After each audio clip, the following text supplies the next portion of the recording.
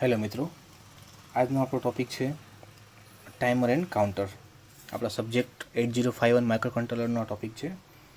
તો આ ટૉપિક આપણે સ્ટાર્ટ કરીએ પહેલાં પ્રીવિયસ લેક્ચરની થોડીક વાત કરીએ કે આપણે 8051 હાર્ડવેરની અંદર આપણે અલગ અલગ એના ફીચર્સ, બ્લોક ડાયાગ્રામ, એના બધા અલગ અલગ પાર્ટ્સ, કમ્પોનન્ટ્સ આપણે જોયા.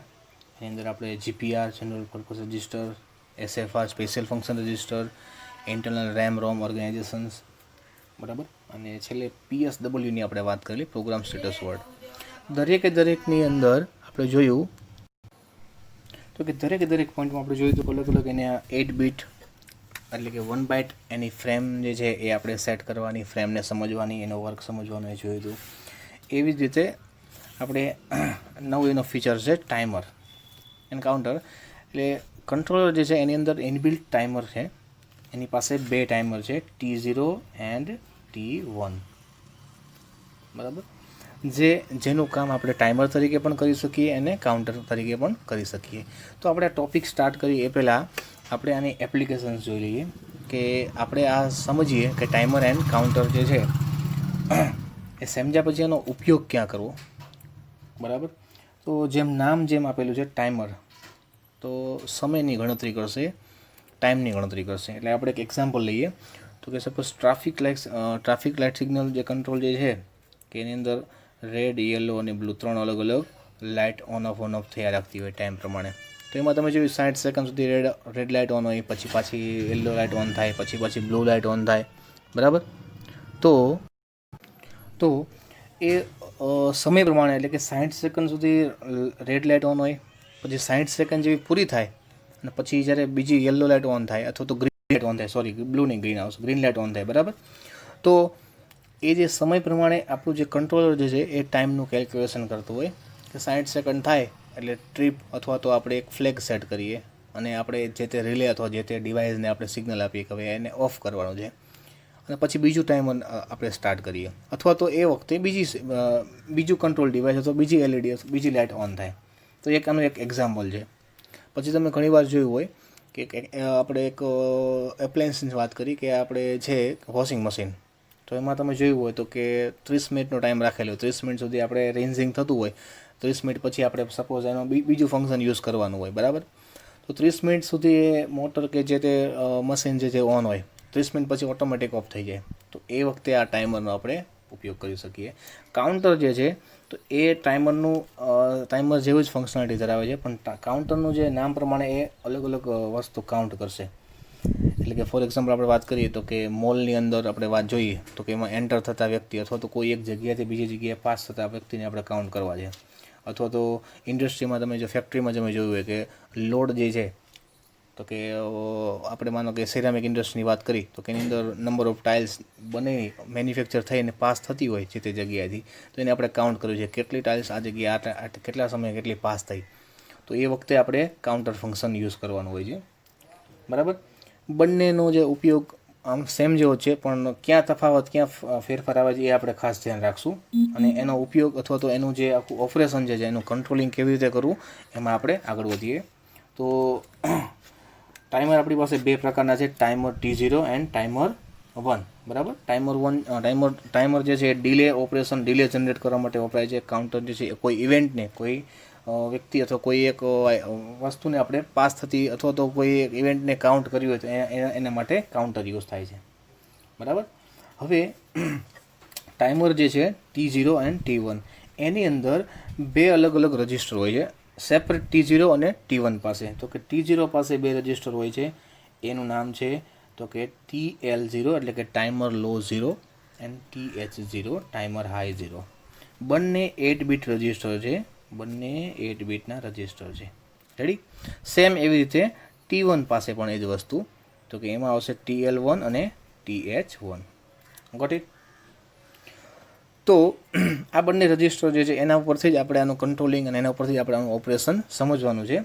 તો આ ટાઈમરને કંટ્રોલ કરવો અથવા ટાઈમરના અલગ અલગ મોડ અથવા ટાઈમરનું અલગ અલગ સિલેક્શન કરવું, કેવી રીતે ટાઈમરને સ્ટાર્ટ કરવું, તો એના માટે આપણે બે બીજા રજિસ્ટર જોવાના છે.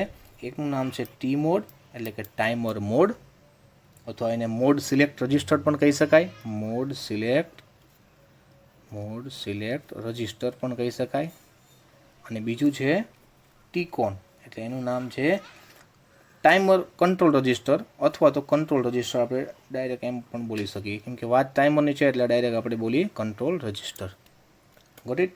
આ બંને ફ્રેમ ઉપરથી એક જે છે એ ટાઈમરના મોડનું જે અલગ અલગ મોડ હશે એ મોડનું સિલેક્શન કરશે. બીજું છે એ ટાઈમરના અલગ અલગ પેરામીટર્સને કંટ્રોલ કરશે. બંને આપણે આગળ બંને વસ્તુ જોઈએ, બરાબર. તો આપણે વાત કરીએ ટી મોડની. સૌથી પહેલાં આપણે વાત કરીએ ટી મોડની. તો ટી મોડની અંદર જોવા જઈએ, ઓકે, તો સૌથી પહેલાં આપણે ટી મોડની વાત કરીએ. તો ટી મોડની અલગ અલગ 8 ટી મોડના ફ્રેમની અલગ અલગ આપણે 8 બીટની વાત કરીએ. તો એની અંદર આપણે 2 પાર્ટ પાડીશું. એક લેફ્ટ હેન્ડ સાઈડ એટલે કે LSB and MSB, miss significant bit. તો લેફ્ટ હેન્ડ સાઈડના આપણે 4 પાર્ટ પાડીએ, રાઈટ સાઈડ આપણે 4 પાર્ટ પાડીએ અને લેફ્ટ સાઈડ પણ આપણે 4 પાર્ટ પાડીએ. બંને સેમ રિપીટ થશે. તો પહેલાં આપણે એલએસબીની વાત કરીએ. તો એની જે 4 અલગ બીટ જે છે, એનું પહેલું બીટનું નામ છે ગેટ, જી. તો ગેટ બીટ જે છે એનું વર્ક શું છે આપણે જોઈએ. તો કે જ્યારે ગેટ બીટ જે સપોઝ ડીએક્ટિવ મોડમાં વર્ક કરતી હોય અને એક્ટિવ મોડમાં, તો એ બે એના અલગ અલગ ફંક્શન છે. એટલે ડીએક્ટિવ એટલે આપણે એને ક્લિયર કહીએ અને એક્ટિવ એટલે આપણે એને સેટ કહીએ, બરાબર. આટલું ક્લિયર. તો એ ડીએક્ટિવ એટલે એનો મતલબ ક્લિયર અથવા 0 કહીએ અને એક્ટિવનો મતલબ આપણે કહીએ 1. જ્યારે ડીએક્ટિવ છે તો એ વખતે ઇન્ટરનલ ટાઈમર વર્ક કરશે, અથવા તો આપણે એને સોફ્ટવેર ટાઈમર પણ કહી શકીએ, બરાબર. એટલે કે આપણે internally with using programming we can control the timer. પણ જો આપણે ગેટને 1 રાખીએ તો આપણે એને એક્સટર્નલ ટાઈમર કહેશું, એક્સટર્નલ ટાઈમર, અથવા એને હાર્ડવેર ટાઈમર પણ કહેવાય. હાર્ડવેર ઇટ મીન્સ વોટ, કે આપણે આપણી પિન નંબર, કંટ્રોલરની પિન નંબર P3.4 એન્ડ 3.5 એ આપણી છે INT0, ઇન્ટરપ્ટ 0 એન્ડ ઇન્ટરપ્ટ 1. તો આ બંને પિન જે છે એની મદદથી આપણે ટાઈમરને સ્ટાર્ટ કરીશું. એટલે કે સપોઝ ટાઈમર 0 હશે તો INT0 ને આપણે સિગ્નલ આપીશું, INT, અને જો ટાઈમર 1 હશે તો INT1 ને સિગ્નલ આપીશું. તો એ કામ છે ગેટનું. જે આ LSB પિન છે ટાઈમર 0 માટે છે, એટલે MSB છે ટાઈમર 1 માટે. બંનેમાં સેમ ગેટ રિપીટ થશે. એટલે બંનેનું કામ એ જ છે. સપોઝ આપણે આ બીટને સેટ કરીએ તો આપણે ટાઈમર 0ની વાત કરીએ છીએ, અને આ બીટને સેટ કરીએ તો ટાઈમર 1ની વાત કરીએ છીએ. બીજા નંબરની પિન છે સેકન્ડ, એ છે C/T બાર, C/T. તો C/Tનું કામ શું છે? આ આપણી વાત થઈ ફર્સ્ટ, આ છે નંબર 2 C/T બાર. તો સપોઝ આ પિન ડીએક્ટિવ અથવા તો ક્લિયર હોય, 0 હોય, તો આપણું ટાઈમર કાઉન્ટર છે એઝ અ ટાઈમર તરીકે વર્ક કરશે. પણ C/T બાર જે છે એ સપોઝ 1 હોય એટલે કે સેટ હોય તો એ એઝ અ કાઉન્ટર તરીકે વર્ક કરશે. રેડી. તો બંનેમાં શું ફરક હશે? તો સપોઝ એ ટાઈમર તરીકે વર્ક કરે છે તો આપણે આગળ જોયું કે સોફ્ટવેર ટાઈમર છે, હાર્ડવેર ટાઈમર છે, એને આપણે કંટ્રોલિંગથી આપણે આગળ વધી શકીએ. પણ જો સપોઝ એ સેટ હોય અને કાઉન્ટર તરીકે વર્ક કરે તો કઈ રીતે કાઉન્ટ કરશે? તો જે આપણે એક્સટર્નલ પિન જે છે T0 અને T1, એ એક્સટર્નલ પિન છે ટુ સેટ અવર કાઉન્ટર, ત્યાંથી આપણે સિગ્નલ લેશું. એટલે આપણે એના કંટ્રોલ પલ્સીસ લેશું. એટલે મેં તમને જે કીધું કે જે આપણે અલગ અલગ ઇવેન્ટ પાસ થતી હોય, કોઈ વ્યક્તિ પાસ થતા હોય, કોઈ વસ્તુ પાસ થતી હોય, તો એ ત્યાંથી આપણે વિથ સેન્સર અથવા તો ત્યાંથી આપણે કંટ્રોલ પલ્સ લેશું અને પછી એ બધી વસ્તુને કાઉન્ટ કરશે, બરાબર. અને પણ એની નેસેસરી અલગ અલગ કન્ડિશન્સ છે, એ આપણે આગળ જોઈએ કઈ કઈ કન્ડિશન છે, કેવી રીતે કાઉન્ટ કરશે, બરાબર. તો આ પિન નંબર 2 થઈ ગઈ. હવે પિન નંબર 3ની વાત કરીએ. તો પિન નંબર 3 અને પિન નંબર 4 મીન્સ કે થર્ડ અને ફોર્થ એ બંનેનું કામ સેમ જેવું જ છે. એટલે કે આનું નામ છે M0, આનું નામ છે M1, પાછું આનું નામ છે M0, આનું નામ છે M1. તો બંનેમાં શું ફરક છે આપણે જોઈએ M1 અને M0. તો કે સપોઝ આ બંને પિન 0 0 હશે તો આપણું ટાઈમર જે છે એ 13 બીટ ટાઈમર તરીકે વર્ક કરશે. કેટલા બીટ? 13 બીટ્સ. એટલે 13 બીટ્સનો મતલબ એ છે કે આપણે 2⁻13 કરી એટલે આટલી ઇવેન્ટ તો આટલા પલ્સીસ એ પોતે કાઉન્ટ કરી શકે, પોતે એનો એટલા પલ્સીસનો ટાઈમ પોતે કેલ્ક્યુલેટ કરી શકે. બરાબર. પણ સપોઝ 0 અને 1 રાખીએ તો શું થશે?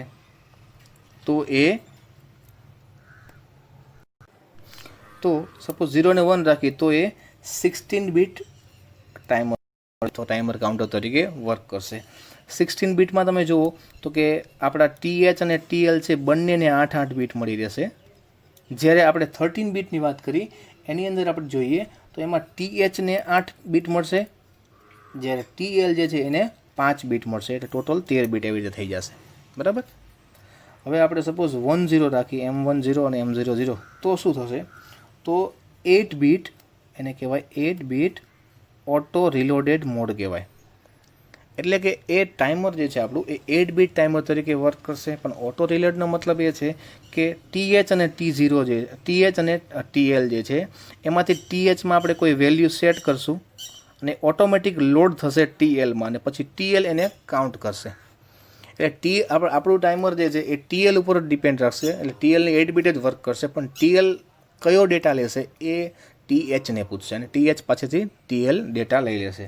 અને સપોઝ 1 રાખીએ તો પણ સેમ 8 બીટ જ ટાઈમર યુઝ થશે, પણ સ્પ્લિટ ટાઈમર કહેશું એને, સ્પ્લિટ મોડમાં. એટલે કે TH અને TL બંને સેપરેટ ટાઈમર થઈ ગયા 8 બીટના. તો આ એના મોડ થઈ ગયા, આ એની 2 કંટ્રોલ પિન થઈ ગઈ. તો આવી રીતે આપણે ટાઈમરનું સિલેક્શન કરીશું. બીજા નંબરની ફ્રેમ જે છે,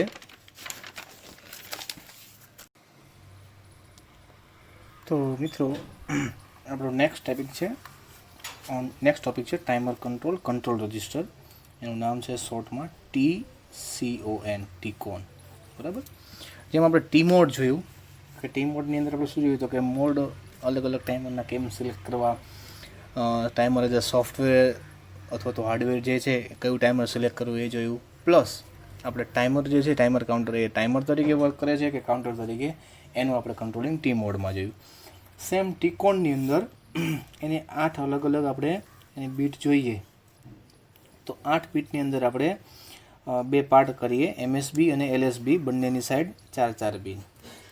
તો MSB સાઈડની જે 4 પિન છે એનું નામ છે TF1, TR1, TF0 and TR0. તો આ TF1 જે છે TF1 અથવા તો TF0 લઈ તો એ છે ટાઈમર ફ્લેગ અથવા ટાઈમર કમ્પ્લીટ ફ્લેગ અથવા તો ટાઈમર ફ્લેગ આપણે કહી શકીએ. તો કે જ્યારે ટાઈમર સ્ટાર્ટ થાય, ટાઈમર કે કાઉન્ટર ગમે તે, અને એનું જે ટાઈમિંગ જે બીટ પ્રમાણે જે એનું કાઉન્ટિંગ જે છે એ ક્લિયર પૂરું કરે, એટલે કે ટાઈમર જ્યારે સેટ થઈ જાય, મીન્સ કે સ્ટાર્ટ થઈ અને જે એની જે મેક્સિમમ વેલ્યુ અચીવ કરવાની છે, મેક્સિમમ વેલ્યુ અચીવ કરીને 0 ઉપર પાછું આવે. બરાબર. તો એ વખતે એ ફ્લેગ જે છે એ સેટ થશે. એટલે કે ટાઈમર 1 સેટ થઈ ગયું તો ટાઈમર 1 જે છે એ માનો કે ઓવરફ્લો થઈ જાય છે, એટલે કે એની ટોટલી પ્રોસેસ કમ્પ્લીટ કરે છે. એટલે TF1 સેટ થશે અને ટાઈમર 0 જો ક્લિયર થતું હોય તો TF0 સેટ થશે. હવે આ વાત થઈ સેટ અને મીન્સ કે ટાઈમરનું કાર્ય પૂરું કરવાની વાત છે. હવે ટાઈમરનું સ્ટાર્ટ કરવું હોય તો એના માટે ટાઈમર રન બીટ છે TR1 અને TR0, અહીંયા TF0. તો TR1 અને TR0 શું છે તો કે એ બાય આપણે સોફ્ટવેરિકલી સેટ કરવાની છે, એટલે કે બાય યુઝિંગ પ્રોગ્રામિંગ આપણે સેટ કરશું. બરાબર. અને એ TR1 છે ટાઈમર 1ને સ્ટાર્ટ કરશે. બરાબર. અને TR0 છે એ ટાઈમર 0ને સ્ટાર્ટ કરશે. એટલે સ્ટાર્ટની જગ્યાએ આપણે રન પણ બોલી શકીએ, એટલે T અને R એટલે કે ટાઈમર રન. તો આ MSBની આ 4 બીટ છે, એટલે કે ટીકોનની MSBની આ 4 બીટ જે છે. બરાબર. હવે આપણે LSB સાઈડની વાત કરીએ તો LSB સાઈડની પિનમાં મોસ્ટલી બધી પિન ઇન્ટરપ્ટ ઓરિએન્ટેડ છે. તો એની અંદર નામ છે IE1, IT1, IE0 and IT0. તો IT0 અને IT1 જે છે, IT0 એન્ડ IT1 તો એ બાય હાર્ડવેર સિલેક્ટ થશે, એટલે કે આપણી INT0 અને INT1 જે પિન જે છે ત્યાંથી આપણે જે પણ આપણે ઇન્ટરપ્ટ્સ આપણે આપીશું તો ઇન્ટરપ્ટ્સનું કંટ્રોલ આ પિનથી થશે, અને એ પર્ટિક્યુલર ટાઈમર અથવા તો ઇન્ટરપ્ટ 0 અને ઇન્ટરપ્ટ 1 જે છે એને આપણે ઇનેબલ કરવા માટે અથવા તો ઇનેબલ કરવા માટે આપણે સેટ રિસેટ કરવા માટે આપણી આ બે પિન છે IE1 અને IE0, IE1 એન્ડ IE0, એટલે આ ચારે ચાર પિન જે ઇન્ટરપ્ટ ઓરિએન્ટેડ પિન છે. એટલે આપણે આ જોયું ટાઈમર કંટ્રોલના ફ્રેમનું કમ્પ્લીટ વર્ક, બરાબર. હવે આપણે એક બ્લોક ડાયાગ્રામ જોઈએ, એટલે કે ટાઈમર કાઉન્ટર જે છે એનું કંટ્રોલ યુનિટ જોઈએ, એટલે કે ટાઈમર કાઉન્ટર કંટ્રોલ યુનિટ, બરાબર. તો કંટ્રોલ યુનિટમાં જોઈએ તો આપણું ટાઈમર અને કાઉન્ટર જે છે, ટાઈમર કાઉન્ટર એ બે રીતે વર્ક કરે છે. એઝ અ ટાઈમર વર્ક કરે છે અને એઝ અ કાઉન્ટર વર્ક કરે છે. બંનેમાં શું ફેરફાર છે એ આપણે જોવાનું છે. બંનેનું જે પ્રેક્ટિકલી અંદર અથવા ઇનસાઇડ જે કઈ રીતે વર્ક થશે એ આપણે કમ્પ્લીટ જોવાનું છે. તો ટાઈમર જે છે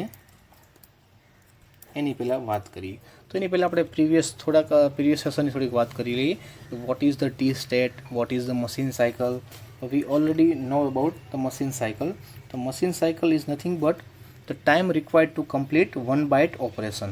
એક બાઇટ ઇન્સ્ટ્રક્શન જે છે એ ઓપરેટ અથવા તો એક્ઝિક્યુટ થવા માટે જે ટાઈમ રિક્વાયર્ડ છે એને મશીન સાયકલ કહેવાય. અને એ મશીન સાયકલ 12 ક્લોક જેટલી હોય છે, એટલે કે આપણા ક્રિસ્ટલ ફ્રિકવન્સીની, આપણા કંટ્રોલરના જે ક્રિસ્ટલ ફ્રિકવન્સી જે છે, બરાબર, એની ટોટલ 12 ક્લોક જ્યારે પાસ થાય ત્યારે એક મશીન સાયકલ બને છે.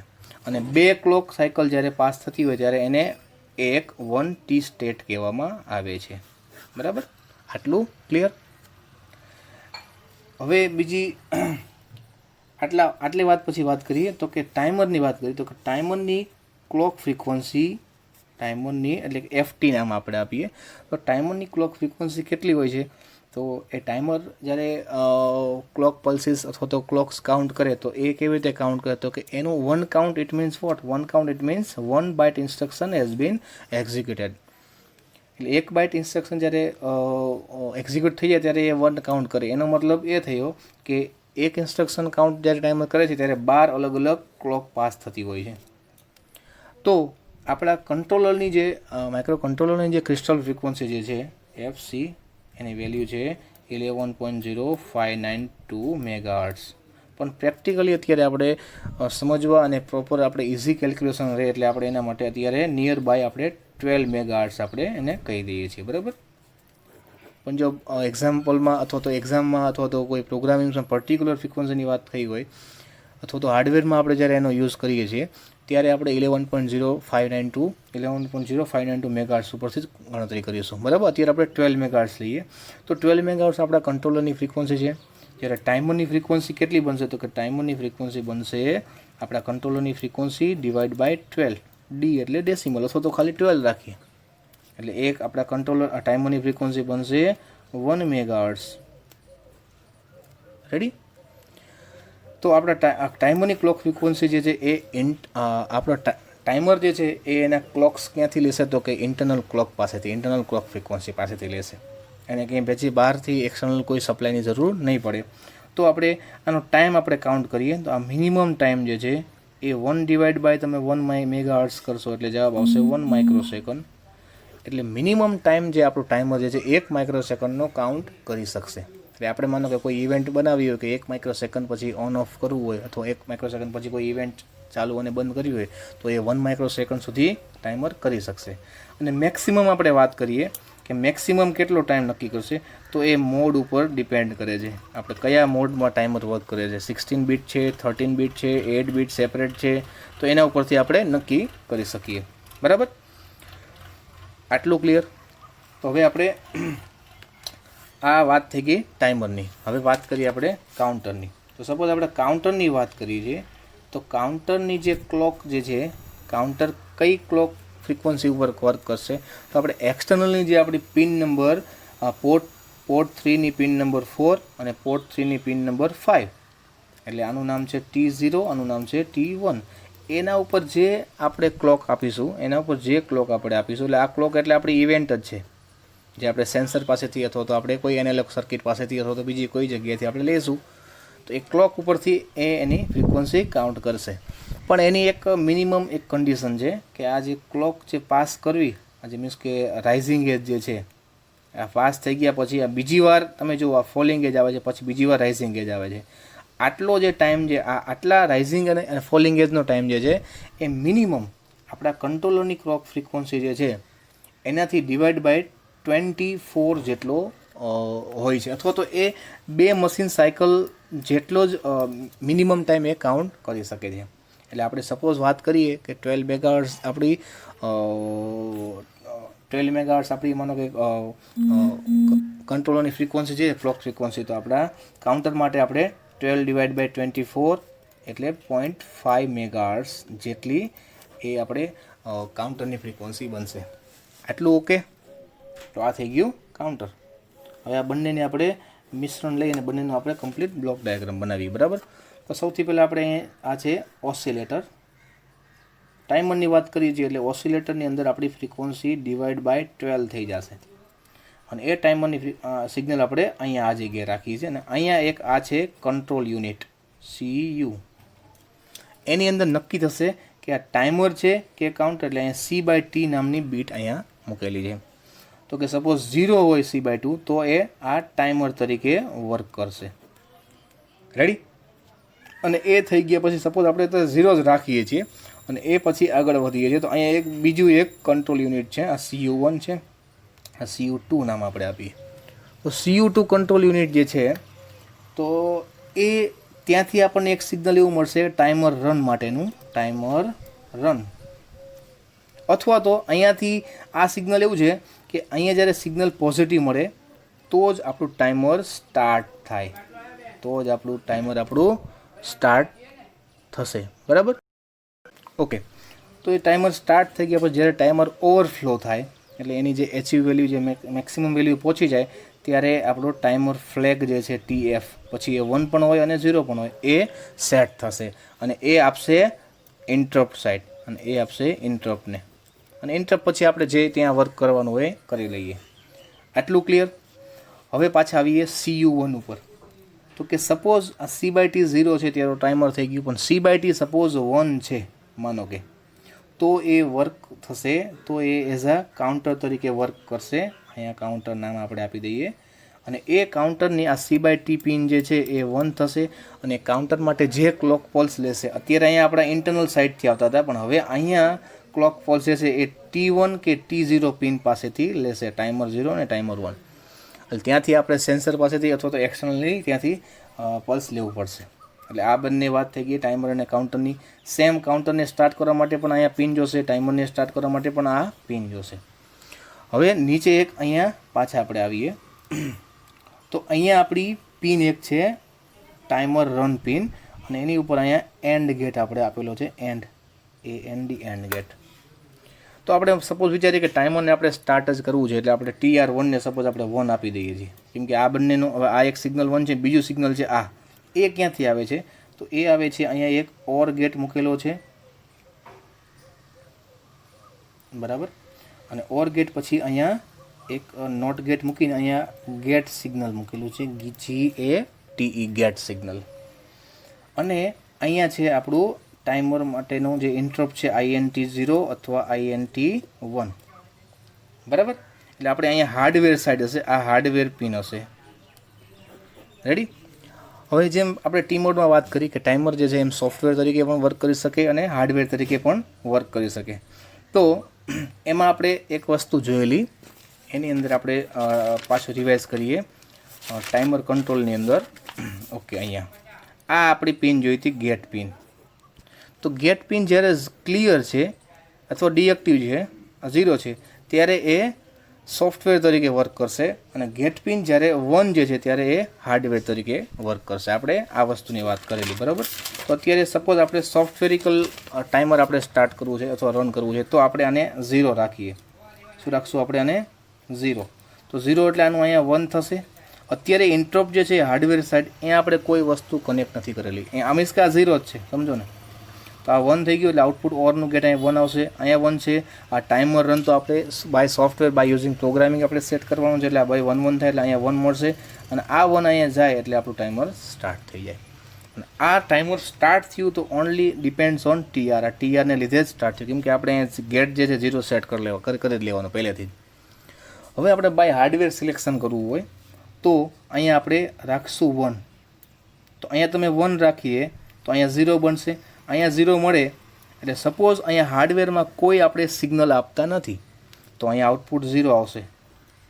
આઉટપુટ 0 આવ્યું તો અહીંયા માનો કે સપોઝ આપણે ટીઆરને 1 આપણે સેટ કર્યું છે, એટલે કે ટાઈમર રનને આપણે સેટ કરી દઈએ છીએ, તો અહીંયા તો પણ આઉટપુટ અહીંયા 0 આવશે, અને તોય અહીંયા 0 પાસ થશે એટલે આપણું ટાઈમર સ્ટાર્ટ નહીં થાય.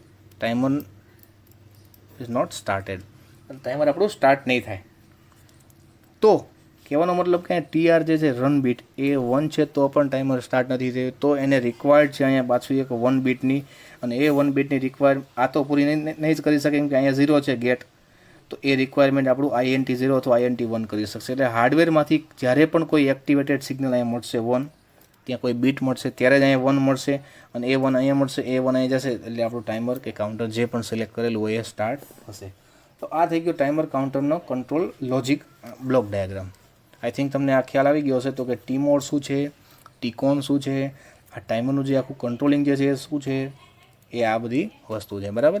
હવે નેક્સ્ટ સેશનમાં આપણે જોઈશું આ અલગ અલગ આપણા ટાઈમરના મોડ જે છે એ મોડ અલગ અલગ 16 bit, 8 bit, 13 bit, 8 bit split mode એ કઈ રીતે કામ કરે છે. એ મોડમાં ટાઈમરના જે આપણે બીટ સેટ કરશું, ટાઈમરનો જે ટાઈમ કઈ રીતે આપણે કાઉન્ટ કરીશું, મિનિમમ મેક્સિમમ ટાઈમ કેમ આપણે ડિલે જનરેટ કરીશું, એ આપણે નેક્સ્ટ સેશનમાં જોઈએ. આજના સેશનમાં તમને કોઈ ક્વેરી ડાઉટ હોય તો મારા નંબર અથવા મારા વોટ્સએપ અથવા તો મને ઈમેલ ઉપર તમે કોન્ટેક્ટ કરી શકો, બરાબર. Thank you very much.